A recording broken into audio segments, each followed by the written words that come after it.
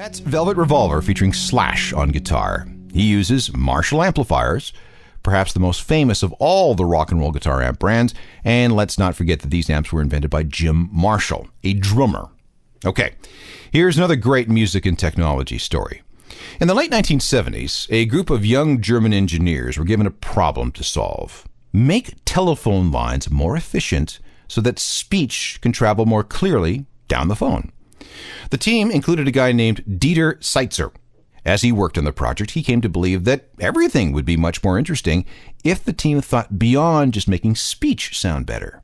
I mean, what about music? Was there a way to transfer music down a phone line so that it would come out the other end sounding as good as the original?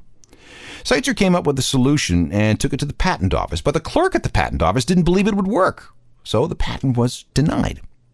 Seitzer was mad, but since he had other work to do, he dropped the problem on the workbench of one of his students, a guy named Karl-Heinz Brandenburg.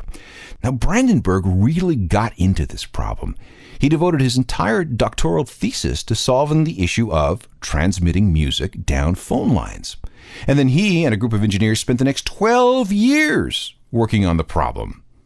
They were hung up on a principle called psychoacoustics, a phenomenon scientists have been studying since the 1930s. Over time, Brandenburg and his team figured out a way to take digitized music, which was fairly new for the time, and compress it by a factor of 10. Once it's that small, transmitting it over a phone line was a snap. Now, when you're conducting experiments like this over a long period of time, you need to control the condition of the experiments. That meant using one song as kind of a technical baseline.